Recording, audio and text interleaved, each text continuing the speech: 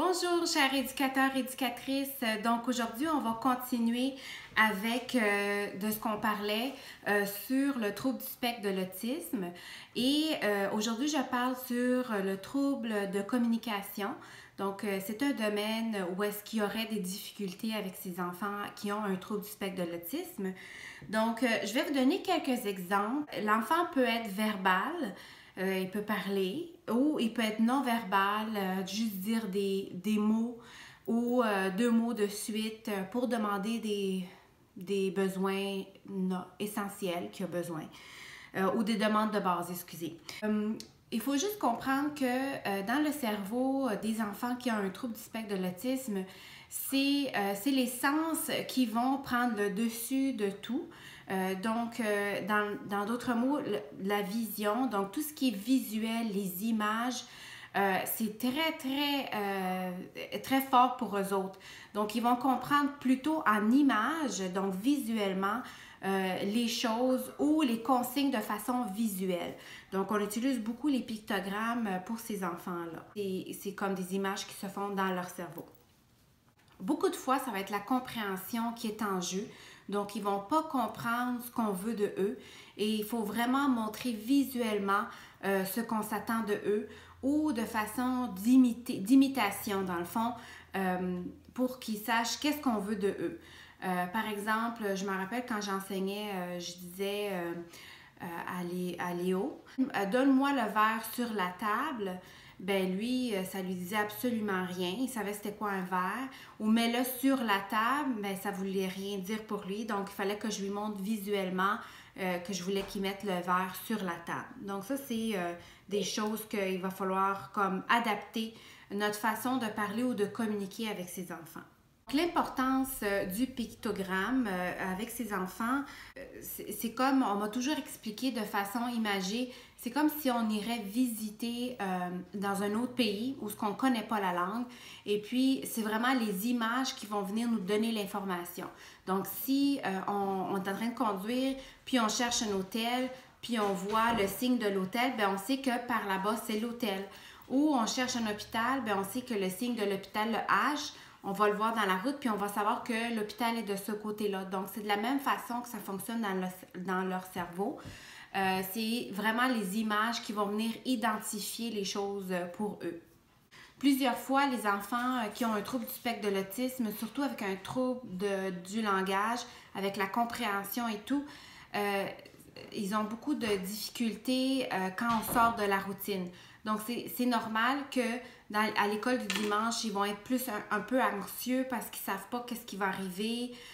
Puis, des fois, ils viennent déposer l'enfant et l'enfant pense il est là, que la mère le laisse puis elle l'abandonne et elle ne la verra plus jamais. Pourtant, c'est là que les pictogrammes, on l'utilise avec ces enfants-là. Et puis, si la mère, elle vous a pas amené de pictogrammes, ça serait important de juste prendre des images au niveau de l'Internet pour indiquer l'horaire à l'enfant. Donc, c'est comme, je vous donne un exemple, on va jouer. Et puis, après ça, ben, c'est l'heure de la collation. Et puis, après ça, on va aller jouer dehors. Et puis, par la suite, maman va venir te prendre, maman va venir te chercher. Donc, ça diminue beaucoup l'anxiété chez l'enfant. Puis ici, avec l'horaire, où est-ce qu'il s'en va. Donc, si vous n'avez pas les pictogrammes comme ça, bien, ça ne dérange pas. Vous pouvez juste prendre une feuille puis dessiner chaque étape où est-ce que vous êtes rendu et l'enfant, et puis mettre une flèche puis dire on est rendu là et puis l'enfant va suivre l'horaire puis ça va vraiment beaucoup diminuer l'anxiété. Ce sont des enfants qui sont très rigides dans la routine, donc ils aiment ça beaucoup. Les choses qui se font de la même façon. Tout ce qui est nouveau, venir à l'église dans une nouvelle classe, puis tout ça, c'est très difficile pour eux, l'adaptation. Ça prend quelques semaines avant de pouvoir de s'adapter. Donc, comme je vous disais dans la dernière capsule, ils ont une faible réaction émotive des fois. Ou peut-être ils vont être dans l'hyper, donc ils vont comme pleurer pour toutes. Et puis des fois, ils vont avoir des situations, puis on a tendance à penser qu'ils n'ont pas d'empathie, mais c'est pas ça, c'est juste que possiblement ils ne comprennent pas la situation. Ou si une petite fille qui pleure, ben ils vont comme pas réagir, puis ils savent pas qu'est-ce qui arrive, ils savent pas c'est quoi la tristesse, pourquoi qu'elle pleure, ils savent pas. Et il y a aussi comme Moléo, c'est comme trop d'informations où le visage change trop. Et puis, tu sais, comme les personnes, quand ils pleurent, ça lui donne trop, c'est trop d'informations pour lui. Puis je sais parce que quand on joue avec lui, des fois, on va faire les émotions. Puis je vais commencer à pleurer, puis il va faire « Oh non! » Puis il va aller se cacher. Donc, c'est des réactions que vous pouvez voir aussi en classe avec des enfants qui ont un trouble du spectre de l'autisme.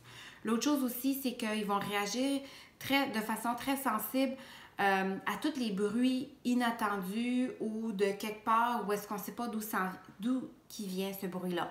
Comme je vous disais, leur cerveau fonctionne par image et donc le bruit doit être associé avec une image.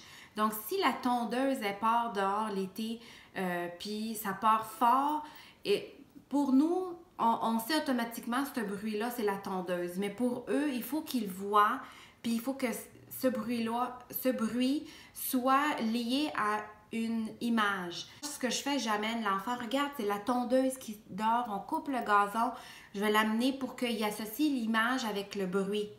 Surprenez-vous pas, dans le fond, si l'enfant saute ou il se cache ou il se bouche les oreilles quand il y a des bruits inattendus ou il va peut-être crier « Ah! » tu sais, parce que pour lui, c'est un bruit qui vient de où, il sait pas d'où que ça vient puis il sait pas c'est quoi. Aussi, les enfants ont tendance à crier en classe. Ça se peut aussi qu'ils se bouchent les oreilles. Mais là, il n'y aura pas une grosse réaction. Ça va être plus, il va se boucher les oreilles parce que, bon, c'est trop fort. Mon neveu, qui est Diego, lui, il a un TSA de façon sévère. Donc, lui, il a une déficience intellectuelle.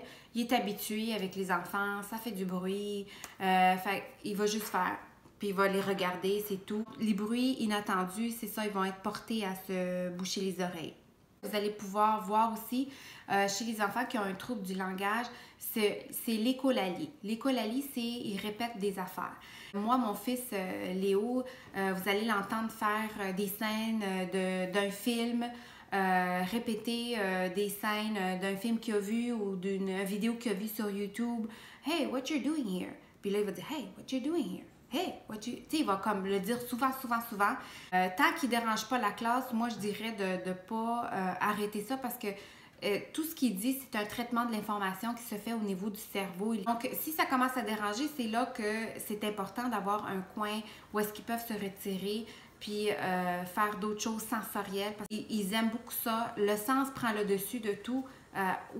Sans qu'il sache, là, de le mettre de côté puis jouer avec lui des choses sensorielles, mais vous allez voir, cette chose-là va comme s'atténuer. L'autre chose que vous allez voir, mais ça va être plus les enfants plus vieux et plus grands et aussi les adolescents, c'est que les enfants qui ont un trouble du spectre de l'autisme, ils vont prendre tout littéralement ce qu'on dit. Donc, il n'y a pas de blanc ou gris, il n'y a pas de gris, c'est blanc ou noir. Donc, je vais vous donner un exemple.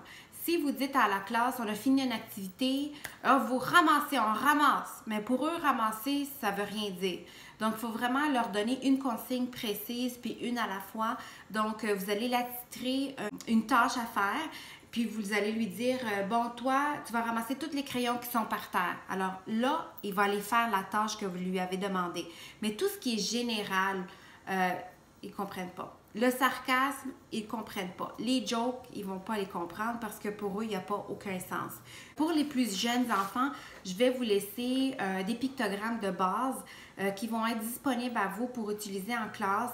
Donc ça, c'est vraiment les demandes de base. Boire, encore, aide, donne, fini. C'est fini. Donc, c'est encore, tu veux encore du jus. Si vous avez fini une activité, c'est fini, c'est fini. Les autres, ils ne comprennent pas. Alors, il faut vraiment faire le signe, c'est fini, c'est fini. Donne, vous allez faire donne crayon. Puis là, il va peut-être répéter. Puis s'il vous fait juste le geste, vous lui donnez le crayon.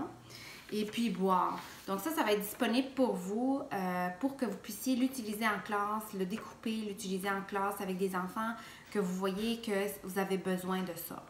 Ces outils sont disponibles pour vous et puis si vous voulez continuer à apprendre sur le trouble du spectre de l'autisme, la prochaine capsule, on va parler sur les comportements spécifiques à l'autisme. Donc, on se voit tantôt et continuez votre beau travail. Merci.